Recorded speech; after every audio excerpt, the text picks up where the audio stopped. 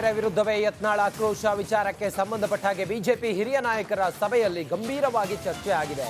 ಮಲ್ಲೇಶ್ವರಂನ BJP ಕಚೇರಿಯಲ್ಲಿ ನಡೆದ ಸಭೆಯಲ್ಲಿ ಯತ್ನಾಳ್ ಅವರ ಹೇಳಿಕೆಯ ಬಗ್ಗೆ ಚರ್ಚೆ ಆಗಿದೆ. ಅರ್ಧ ಗಂಟೆ ಈ ಕುರಿತಾಗೆ ಮಾತಾಡಿದ್ದಾರೆ. ವರಿಷ್ಠರ ಮೂಲಕ ಯತ್ನಾಳ್ ವಿಶ್ವಾಸಕ್ಕೆ ಪಡೆಯಲು ನಿರ್ಧಾರವನ್ನು ಮಾಡಿದ್ದಾರೆ.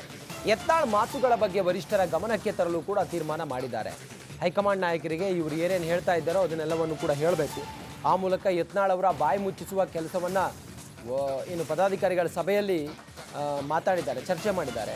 ಮತ್ತು ಯತ್ನಾಳ್ ಅವರನ್ನು ಹೇಗಾದರೂ ಮಾಡಿ ಸಮಾಧಾನ ಮಾಡಬೇಕು. ಯತ್ನಾಳ್ ಅವರಿಂದ ಪಕ್ಷದ ವರ್ಚಸ್ಸಿಗೆ ತೊಂದರೆ ಆಗ್ತಾ ಇದೆ. ಲೋಕಸಭಾ ಚುನಾವಣೆ ಎದುರಿಗಿದೆ. ಇಂಥ ಸಮಯದಲ್ಲಿ ಪಕ್ಷದ ವಿರುದ್ಧವೇ ಅವರು ಬುಸುಗುಡ್ತಾ ಇದ್ದಾರೆ. ನಾಯಕತ್ವ ಮತ್ತು ಯಡಿಯೂರಪ್ಪ ಅವರ ವಿರುದ್ಧ ಮಾತಾಡ್ತಿರುವಂಥ ಯತ್ನಾಳ್ ಅವರನ್ನು ಮನವೊಲಿಸಬೇಕು ಮತ್ತು ವರಿಷ್ಠರಿಗೂ ಕೂಡ ಇವ್ರ ಬಗ್ಗೆ ಹೇಳಬೇಕು ಅನ್ನೋದನ್ನು ತೀರ್ಮಾನ ಮಾಡಿದ್ದಾರೆ. ಇನ್ನು ಈ ಕುರಿತಾಗಿ ಅಶ್ವಥ್ ನಾರಾಯಣ ಅವರು, ಮಾನ್ಯ ಮಾಜಿ ಮಂತ್ರಿಗಳು, ಇದ್ರ ಬಗ್ಗೆ ಮಾತನಾಡಿದ್ದಾರೆ. ಮೀಟಿಂಗ್ನಲ್ಲಿ ಏನಾಯಿತು, ಯತ್ನಾಳ್ ಅವರ ವಿಚಾರದ ಬಗ್ಗೆ ಏನು ಹೇಳಿದ್ದಾರೆ ಅಶ್ವಥ್ ನಾರಾಯಣ್, ಬನ್ನಿ ನೋಡೋಣ. ಕೇಂದ್ರದ ವರಿಷ್ಠರನ್ನ ಈ ವಿಚಾರದಲ್ಲಿ ಗಮನ ವಹಿಸಿ ಅವ್ರಿಗೇನು ಸಲಹೆಯನ್ನು ಕೊಟ್ಟು ಅವ್ರಿಗೆ ತಿಳಿಸುವಂಥದ್ದು, ಮಾತಾಡಿ ಅವ್ರನ್ನ ವಿಶ್ವಾಸಕ್ಕೆ ತಗೊಳ್ಳುವಂಥದ್ದನ್ನ ಮಾಡಲಿಕ್ಕೆ ಭಾಳ ಸ್ಪಷ್ಟವಾಗಿ ನಿರ್ಣಯವನ್ನು ವರಿಷ್ಠರಿಗೆ ತಿಳಿಸಿ, ವರಿಷ್ಠರ ಮೂಲಕ ಅವ್ರ ಜೊತೆ ಮಾತುಕತೆಯನ್ನು ಮಾಡಿ ಅವರನ್ನು ಎಲ್ಲ ರೀತಿಯಾದಂಥ ಸಂಪೂರ್ಣ ಸಹಕಾರ ಇಂಥ ಸಾರ್ವಜನಿಕವಾಗಿ ಹೇಳಿಕೆಯನ್ನು ಕೊಡದ ರೀತಿಯಲ್ಲಿ ವರಿಷ್ಠರ ಮೂಲಕ ಮಾತುಕತೆ ಮಾಡಿಸುವಂಥದ್ದಾಗಿದೆ. ಈಗ ಮಾತಾಡಿರೋದು ಮನವೊಲಿಕೆ ಅಷ್ಟೇ.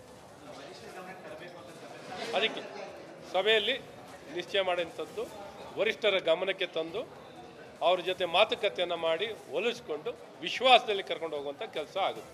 ಕೇಂದ್ರದ ವರಿಷ್ಠರನ್ನು ಈ ವಿಚಾರದಲ್ಲಿ ಗಮನ ವಹಿಸಿ ಅವ್ರಿಗೇನು ಸಲಹೆಯನ್ನು ಕೊಟ್ಟು ಅವ್ರಿಗೆ ತಿಳಿಸುವಂಥದ್ದು, ಮಾತಾಡಿ ಅವ್ರನ್ನ ವಿಶ್ವಾಸಕ್ಕೆ ತಗೊಳ್ಳುವಂಥದ್ದನ್ನ ಮಾಡಲಿಕ್ಕೆ ಭಾಳ ಸ್ಪಷ್ಟವಾಗಿ ನಿರ್ಣಯವನ್ನು ವರಿಷ್ಠರಿಗೆ ತಿಳಿಸಿ, ವರಿಷ್ಠರ ಮೂಲಕ ಅವ್ರ ಜೊತೆ ಮಾತುಕತೆಯನ್ನು ಮಾಡಿ ಅವರನ್ನು ಎಲ್ಲ ರೀತಿಯಾದಂಥ ಸಂಪೂರ್ಣ ಸಹಕಾರ ಇಂಥ ಸಾರ್ವಜನಿಕವಾಗಿ ಹೇಳಿಕೆಯನ್ನು ಕೊಡದ ರೀತಿಯಲ್ಲಿ ವರಿಷ್ಠರ ಮೂಲಕ ಮಾತುಕತೆ ಮಾಡಿಸುವಂಥದ್ದಾಗಿದೆ. ಈಗ ಮಾತಾಡಿರೋದು ಮನವೊಲಿಕೆ ಅಷ್ಟೇ.